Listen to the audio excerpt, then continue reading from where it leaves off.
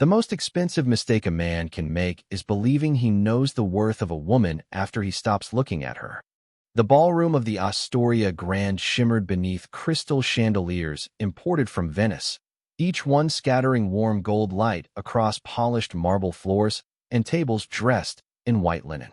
Outside, black SUVs lined the curb while photographers gathered behind velvet barriers, waiting for the arrival of New York's most influential names. Inside, the annual Legacy Vision Gala was already being called the social event of the year. At precisely 6:17 p.m., Damian Carter stood near the main registration desk, adjusting the cuff of his custom tuxedo while a team of event coordinators moved around him with practiced urgency. The 46-year-old billionaire had become the face of success in America. Financial magazines praised him. Business networks followed his every move. Tonight, he would receive the Visionary Leadership Award, a recognition reserved for people who had transformed industries. Damian accepted attention the way other people accepted sunlight. Naturally, without effort. His assistant hurried toward him holding a tablet. "Mr. Carter, the final guest list is ready for approval." Damian glanced at the screen while soft jazz drifted through the ballroom. Hundreds of names scrolled past. Senators, CEOs, investors, media executives. Then his eyes stopped. The smile on his face disappeared. Evelyn Carter. For a moment, he simply stared at the name. Then he let out a short laugh. Not amused. Annoyed. Why is she still on this list? The assistant blinked. "Sir." Damian tapped the screen. "My ex-wife." The young woman looked uncomfortable immediately. She received an invitation months ago through the executive family allocation. Damian's jaw tightened. Around them, servers carried silver trays through the ballroom while guests continued arriving. Nobody noticed the shift in his expression. "Remove her." The assistant hesitated. "Sir, the invitations were already confirmed." Damian's voice remained calm, which somehow made it colder. "Then unconfirm it." "Mr. Carter, remove her." Silence lingered for a second. The assistant lowered her eyes. "Yes, sir." Damian handed back the tablet and looked toward the ballroom entrance where reporters were beginning to gather. "She won't be coming." He said it casually, as though discussing seating arrangements instead of a person he had once spent 2 decades beside. Then he turned and walked away. The assistant remained frozen for a moment before following instructions. A few touches on the screen. A confirmation removed. An access credential revoked. An email generated automatically. Just like that, Evelyn Carter disappeared from the official guest list of the most important event of the year. Across Manhattan, nearly 7 miles away, a laptop chimed softly inside a quiet apartment overlooking the Hudson River. Evelyn sat near a window with a cup of tea cooling beside her. Evening sunlight painted the room in shades of amber and gold. She opened the message. Her eyes moved across the screen. No invitation. No explanation. No apology. Just a brief notice informing her that access credentials had been withdrawn due to an administrative revision. Evelyn read it once. Then she closed the laptop. No anger. No visible hurt. Only silence. Outside, a ferry moved slowly across the river. She watched it for several seconds before reaching for her tea. Meanwhile, back at the Astoria Grand, Damian greeted investors and accepted compliments. People laughed at his stories. Cameras followed him everywhere he walked. Yet among the hundreds of guests filling the ballroom, one older employee standing near the registration desk had witnessed the exchange. His name was Harold Benson. He had worked events for nearly 30 years and had seen powerful people rise and fall more times than he could count. He glanced toward the updated guest list, then toward Damian across the room. A faint expression crossed his face. Not surprise. Not judgment. Recognition. The kind that comes when history begins repeating itself. Under his breath, so quietly that nobody heard him, he murmured 4 simple words. That's a big mistake. The next morning, Manhattan woke beneath a blanket of pale gray clouds drifting above the Hudson. Traffic rolled through the city in steady waves while news anchors discussed the upcoming Legacy Vision Gala as if it were a national event. Across television screens and financial websites, Damian Carter's photograph appeared again and again. The billionaire entrepreneur was expected to headline the evening, and commentators praised the company he had built from a struggling startup into a corporate empire worth billions. Yet inside a quiet apartment overlooking the river, None of that noise seemed to exist. Evelyn Carter stood near her kitchen counter, pouring fresh coffee into a white ceramic mug. The withdrawn invitation remained forgotten inside her laptop. She had not reopened the message. She had not called anyone. She had not complained.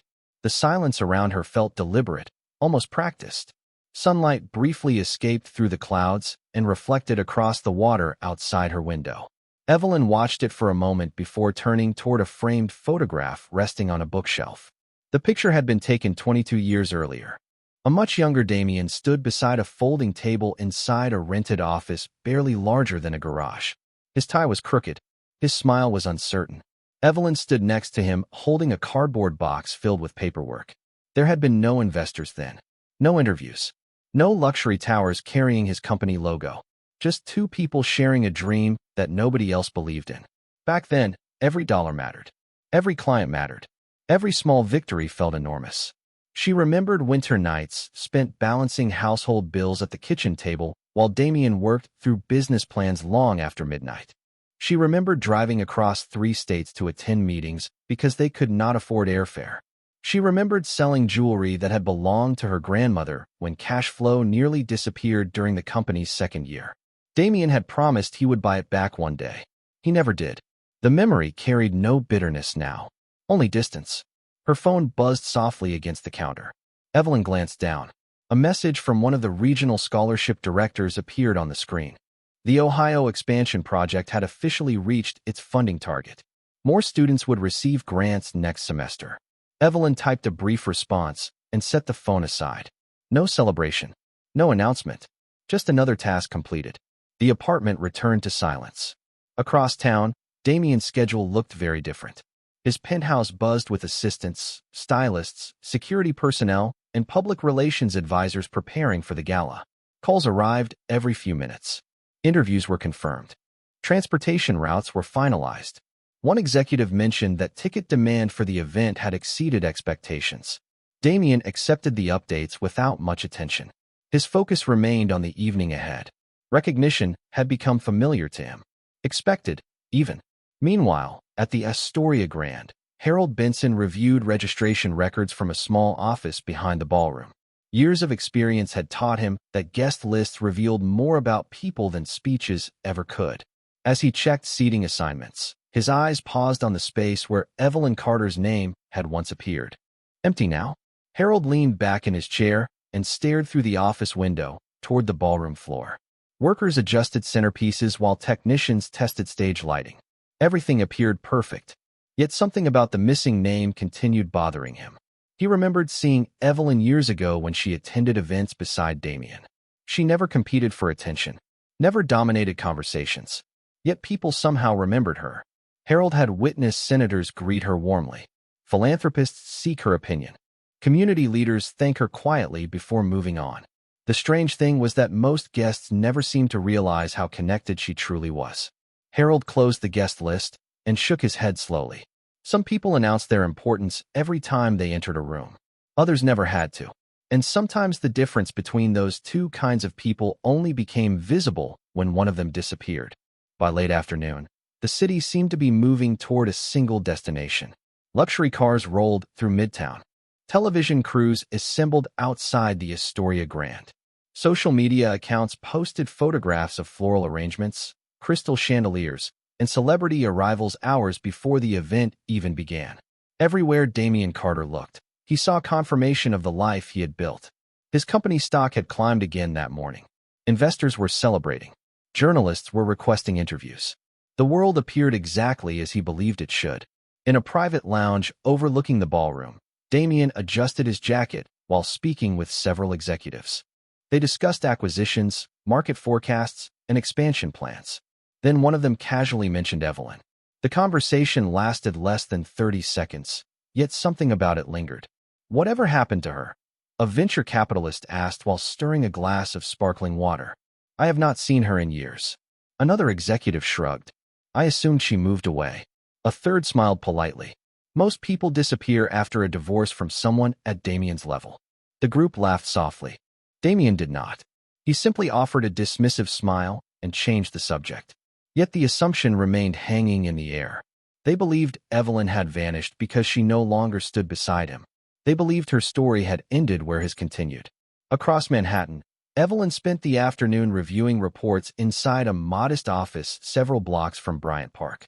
There was no company logo on the walls. No publicity team waiting outside her door. No cameras. A stack of scholarship applications sat neatly organized across a conference table. Through the windows, rain clouds drifted above the skyline. Evelyn listened as regional directors joined a video call from Ohio, Texas, Arizona, and North Carolina. One by one, they shared updates. New mentorship programs. New community partnerships. New students receiving opportunities that had once seemed impossible. The numbers were impressive, but that was never the part Evelyn cared about most. What mattered were the stories. A young woman becoming the first person in her family to attend college. A single father returning to school after losing his job. A teenager receiving a scholarship that changed the direction of an entire future. Those victories never appeared on financial news networks. Yet they were the reason she kept going. When the meeting ended, one of the directors remained behind on the call. "There is something else," she said. "The gala is tonight." Evelyn smiled faintly. "I know. People may ask questions if you are not there." Evelyn closed a folder and looked toward the city beyond the glass. "People always ask questions." The director hesitated before speaking again. "Do you ever regret staying invisible?" Evelyn considered the question. Years earlier, she might have answered differently. Back then, she still believed recognition mattered. Back then, she still believed that being seen was the same thing as being valued. Now she knew better. "The work matters," she said quietly. "Everything else is noise." Meanwhile, inside the Astoria Grand, Harold Benson noticed something unusual. Throughout the afternoon, several guest inquiries had arrived through the registration desk. The strange part was not who called. It was who they were asking about. A foundation chairman from Boston. A nonprofit director from Chicago. The office of a former governor. Each conversation ended with the same question. "Will Ms. Carter be attending tonight?" Harold answered honestly. He did not know. But after the fifth inquiry, he stopped pretending it was coincidence. He glanced again at the empty place on the guest list where Evelyn's name should have been. Then he looked across the ballroom toward the stage where Damien's award waited beneath the spotlight. The room was preparing to celebrate the man everyone recognized. Yet somewhere beyond those walls, people far more interested in someone else were quietly arriving. 5 years earlier, the day the divorce became final, reporters had camped outside the courthouse expecting drama. They expected statements, reactions, and public disappointment. Instead, Evelyn walked out carrying a single leather folder, thanked her attorney, and stepped into a waiting cab. By sunset, most media outlets had already written the same story. Damien Carter would continue building his empire while his former wife faded quietly into the background. It was a narrative people found easy to believe because it fit the version of success they understood. Wealth was visible. Influence was visible. Headlines were visible. The things Evelyn valued were not. During the first months after the divorce, she disappeared so completely that even longtime acquaintances assumed she had left New York. Invitations stopped arriving. Calls became less frequent. Some friendships quietly dissolved. It was remarkable how many relationships depended on proximity to power. Yet while people speculated about her future, Evelyn spent her mornings inside public schools, community centers, and nonprofit offices scattered across the country. She flew coach. She carried her own luggage. She listened far more than she spoke. In Cleveland, she sat with guidance counselors struggling to help students afford college. In rural Texas, she met families driving 50 miles each way so their children could attend advanced academic programs. In Arizona, she visited a community center where outdated computers served hundreds of students each week. Everywhere she went, she saw the same thing. Talent was abundant. Opportunity was not. One afternoon in Ohio, a school principal showed her a list of graduating seniors. Several had earned acceptance into excellent universities, but could not afford tuition. The principal spoke with visible frustration. "They did everything right," he said. "They worked hard. They earned the grades. They just ran out of resources." Evelyn looked down at the list and remained silent for a long moment. Then she asked a simple question. "How many students?" The principal named a number. Evelyn nodded. "Consider it handled." The principal assumed she meant she would make a donation. What arrived 3 months later was something much larger. Scholarship funding. mentorship programs, academic support networks, internship partnerships. The beginning of a system designed to continue working long after a single check had been spent. Similar conversations happened again and again across the country. Small communities, forgotten schools, students whose names would never appear on magazine covers. Each time, Evelyn listened. Each time, she built something. Gradually, a network emerged. Then another. Then another.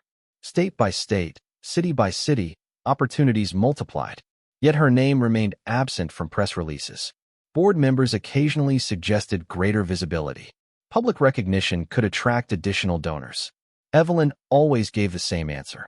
Focus attention on the mission. Most accepted her reasoning. A few never understood it. Back in the present, rain tapped softly against the windows of her office as evening approached. The city lights were beginning to appear across Manhattan. A staff member entered carrying several folders. "Everything is finalized for next quarter," she said. 3,000 additional scholarship placements. Evelyn reviewed the documents carefully. No celebration crossed her face. No dramatic reaction. Just quiet satisfaction. Lives would change because of the work. That was enough. After the employee left, Evelyn gathered her belongings and switched off the office lights. The floor fell silent. As she walked toward the elevator, her phone vibrated with an incoming message. She glanced at the screen. The sender was Charles Whitmore, chairman of one of the largest philanthropic foundations in America, a man whose schedule was booked months in advance. The message contained only 4 words. "Call me immediately." Evelyn paused beside the elevator doors. For the first time all day, something unexpected had entered the rhythm of events. The elevator doors closed behind Evelyn, and a moment later Charles Whitmore answered on the second ring. The background noise on his end suggested movement, conversations, preparations. "I was beginning to think you would ignore me," he said. Evelyn smiled faintly as she stepped into the parking garage beneath the building. "You know I never ignore you." "Good," Charles replied. "Because tonight is becoming complicated." She unlocked her car, but remained standing beside it. "Complicated how?" There was a brief pause. "People keep asking for you." Evelyn looked across the concrete structure where fluorescent lights reflected off rows of parked vehicles. "That seems unlikely." Charles laughed softly. "It would be unlikely if I had not spent the last 3 hours watching it happen." He began listing names. Foundation presidents, university trustees, donors, community leaders, former scholarship recipients now leading major organizations of their own. The list continued longer than Evelyn expected. Each name represented someone whose path had crossed hers during the past 5 years. Someone who knew the work. Someone who understood what had been built. "Most of them still think you are attending," Charles said. "I never confirmed that. You never decline anything. That is the problem." Evelyn opened the car door and slid into the driver's seat. Outside, the city lights reflected against damp pavement. "Charles, the gala is not about me. That is exactly why it is about you." She closed her eyes briefly. Charles had always possessed the annoying habit of saying things that sounded simple until they became impossible to argue with. Several blocks away, preparations inside the Astoria Grand accelerated. Guests filled the ballroom. Laughter drifted beneath the chandeliers. Glasses clinked softly. Photographers documented arrivals while television crews captured interviews. Yet an unusual pattern continued emerging. Harold Benson noticed it first. Every 20 minutes, someone approached the registration desk, asking a variation of the same question. Had Miss Carter arrived? Was she delayed?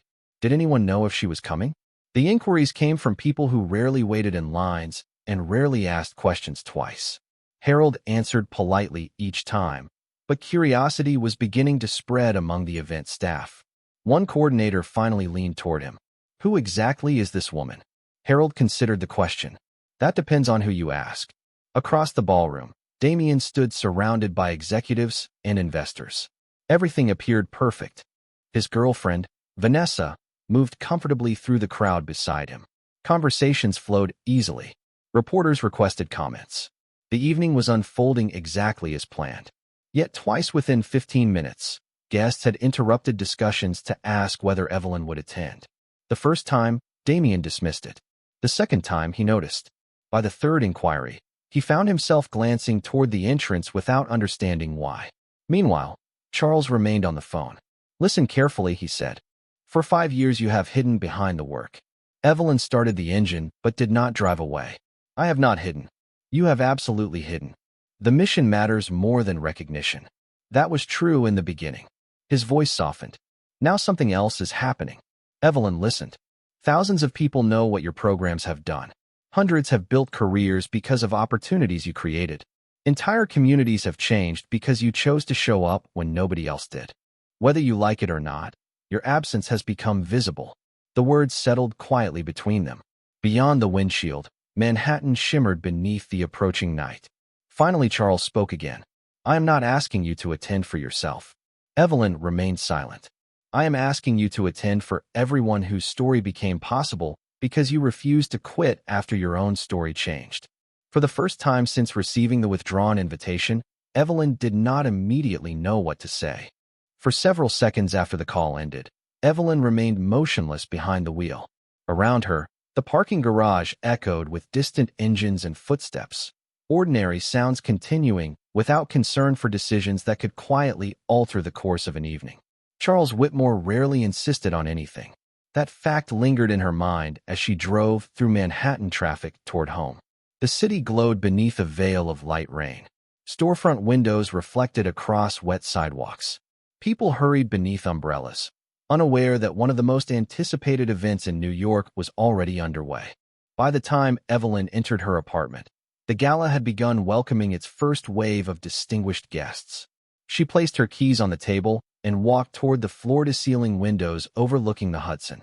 Beyond the glass, ferries crossed the dark water while thousands of lights stretched toward the horizon. Her phone vibrated again. Then again. Messages continued arriving from names she recognized. A university president thanking her for years of support. A former scholarship recipient sharing a photograph from medical school. A nonprofit director wishing she could attend the evening. None of them knew about the withdrawn invitation. None of them knew she had spent the entire day planning to stay home. Across town, the atmosphere inside the Astoria Grand grew increasingly unusual.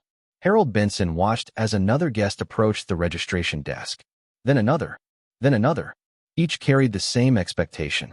Each seemed surprised by the uncertainty surrounding Evelyn's attendance. The pattern had become impossible to ignore. Even event coordinators who had never heard her name before were beginning to ask questions. Meanwhile, Damien accepted congratulations from donors and executives while cameras flashed nearby. Everything appeared successful. Yet something subtle had shifted. He noticed it in conversations. A pause. A question. A glance toward the entrance. It happened often enough that he finally asked one of the organizers, "Why does everyone keep asking about Evelyn?" The organizer hesitated. "I am not entirely sure." Damien frowned. The answer irritated him more than it should have. Back at her apartment, Evelyn opened her closet and stared quietly at a row of garments she rarely wore. Her hand moved past several options before stopping at a midnight blue gown hanging near the back. It was elegant without demanding attention, timeless rather than fashionable. She remembered wearing it years earlier at a charity event in Chicago. A student she had helped through a scholarship program had spoken that night. The young woman had cried during her speech. Not because of money, because someone had believed in her future before she believed in it herself. Evelyn closed her eyes briefly. Then she removed the gown from the hanger. An hour later, she stood before a mirror fastening a pair of pearl earrings. No stylists. No photographers. No entourage. The preparation was quiet and unremarkable. Yet something about it felt significant. Not because she wanted recognition. Not because she wanted to prove anything. But because Charles had been right. The evening was no longer about her preferences. It was about everyone connected to the work she had spent years building. Her phone rang one final time. "Charles." She answered. "Tell me you are on your way." Evelyn looked at her reflection for a moment. Calm. Composed. Certain. Then she picked up her coat. "I am on my way." Across Manhattan, as another group of guests entered the ballroom, several heads turned toward the entrance once more. They did not know why. They only knew they were still waiting for someone. The ballroom doors opened so often throughout the evening that most guests had stopped noticing them. Arrivals had become routine. Famous names entered. Cameras flashed. Conversations paused and resumed. Yet at 8:43 p.m., something changed. It began so quietly that almost nobody understood it at first. A black sedan stopped beneath the covered entrance outside the Astoria Grand. The rain had nearly ended. Drops of water still shimmered on the pavement beneath the city lights. A valet stepped forward. The rear door opened.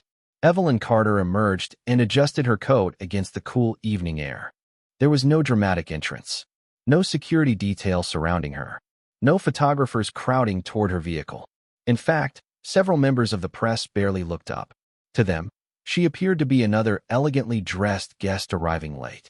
Inside the ballroom, Damien was speaking with a group of investors when he noticed movement near the entrance. He turned instinctively. At first, he could not understand why. Then he saw her. For a moment, the noise of the room seemed strangely distant. Evelyn walked through the lobby with the same calm composure she had always possessed. The midnight blue gown moved gracefully beneath the warm light of the chandeliers. Her expression remained relaxed, neither nervous nor defiant. She looked like someone arriving exactly where she belonged. Damien stared. Beside him, Vanessa followed his gaze. "Is that Evelyn?" she asked. He did not answer immediately. Across the ballroom floor, Harold Benson noticed her arrival through the registration area. A smile appeared before he realized it. Not surprise. Relief. As Evelyn stepped beyond the entrance, something unexpected happened. A university president seated near the front recognized her first. He stood. The movement seemed insignificant. One man rising from his chair. Then a foundation director spotted her. She stood as well. Seconds later, another guest turned toward the entrance. Then another. Conversation slowed. Heads turned. A former governor rose to his feet. Beside him, a nationally known philanthropist followed. Within moments, an entire table had stood. Damien watched with growing confusion. The people rising were not random attendees. They were some of the most respected individuals in the room. Leaders, donors, decision-makers, people whose schedules were planned months in advance. Yet one by one they continued standing. Near the center of the ballroom, a woman in her 30s hurried toward Evelyn. Tears immediately filled her eyes. "Mrs. Carter," she said softly, "I hoped you would come." Evelyn recognized her at once.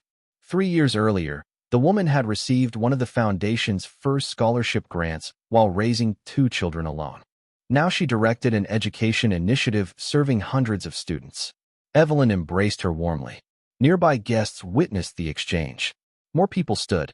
A wave seemed to move across the ballroom. Not organized, not announced, simply spreading from person to person as recognition traveled through the crowd. Damien looked around. The reaction made no sense to him.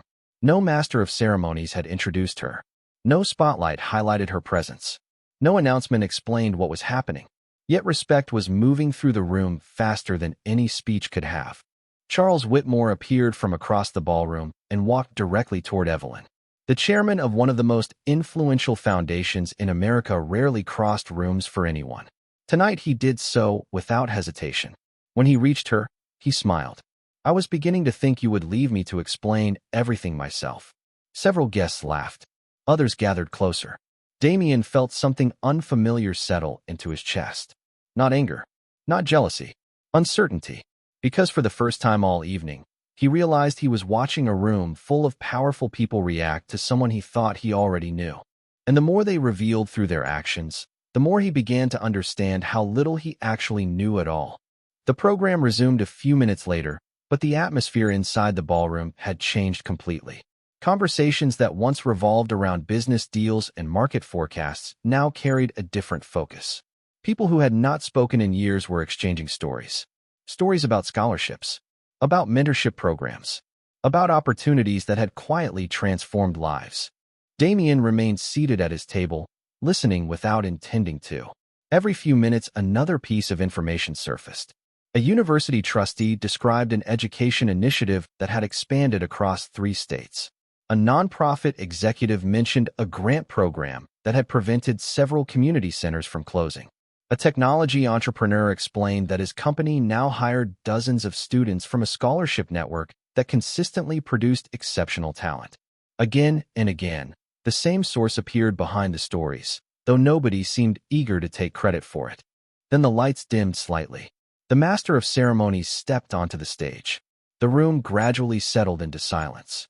"Ladies and gentlemen," he began, "before we conclude tonight's program, there is one final recognition. A large screen illuminated behind him. The audience turned toward the stage. Each year, the Legacy Vision Gala honors individuals whose impact extends beyond business success and reaches into communities, classrooms, and futures that may never know their names. Several guests exchanged knowing smiles. Damien noticed it immediately. It was as if part of the room already knew what was coming. The presenter continued. This year's Humanitarian Legacy Award recognizes a leader whose work has helped create educational opportunities for thousands of students across America. Images appeared on the screen. A renovated school library in Ohio, a scholarship ceremony in Texas, a mentorship program in Arizona, a classroom in North Carolina filled with students working on laptops. The audience watched quietly. Over the past 5 years, more than $300 million in educational initiatives have been funded through partnerships, scholarships, community programs, and leadership development networks connected to a single vision. Damien's expression tightened. He had never heard these numbers before. Many beneficiaries never knew the name behind the support. That was intentional. The screen shifted again. Photographs of students, teachers, families, graduates, community leaders, lives moving forward because someone had invested in them long before success was guaranteed. Tonight, the presenter said, "We honor the person who helped build those opportunities while consistently refusing public recognition." The room was completely silent now. Even the servers had stopped moving. Then the presenter smiled. "Please join me in recognizing Evelyn Carter." For a brief moment, nothing happened. Then an entire section of the ballroom rose to its feet. Applause erupted. Not polite applause. Not ceremonial applause. Genuine appreciation. Charles Whitmore stood first. Beside him stood university presidents, foundation directors, former governors, nonprofit leaders, and business executives. The standing ovation spread across the room in waves until nearly every guest was on their feet. Damien remained seated for several seconds, stunned by what he was witnessing. He looked around and saw people applauding not because they had been instructed to, but because they understood something he did not. On the giant screen behind the stage appeared a final image. Evelyn standing quietly among a group of students during a scholarship event years earlier. No podium, no spotlight, no attention directed toward her. Just a simple photograph of someone focused entirely on the people around her. The presenter spoke once more. Some people build companies. Some people build careers. And some people build futures. Tonight, we celebrate a woman who chose the third. As the applause continued, Damien finally stood. Not because everyone else had. Because for the first time, he was beginning to see the full measure of the woman he thought he had already understood. The applause continued long after Evelyn reached the stage. She accepted the award with both hands and stood quietly beneath the lights while the audience gradually returned to their seats. The crystal trophy reflected gold across the ballroom, but she seemed far less interested in the award than in the faces looking back at her. Teachers, students, community leaders, people whose lives had become connected through years of work that most of the world had never seen. When the room finally settled into silence, Evelyn stepped toward the microphone. "Thank you," she said. Her voice was calm and steady. "I am deeply honored, but this recognition belongs to many people." The audience listened closely. Every student who refused to give up, every teacher who stayed late, every parent who sacrificed, every mentor who chose to believe in someone before success was visible. They are the reason any of this matters. She paused briefly. Opportunity changes lives. Sometimes all a person needs is one door to open. There was no dramatic speech, no attempt to impress the room. A few simple sentences. Then she stepped away from the microphone. The audience rose again.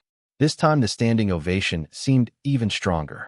Damien remained motionless for a moment before joining everyone else.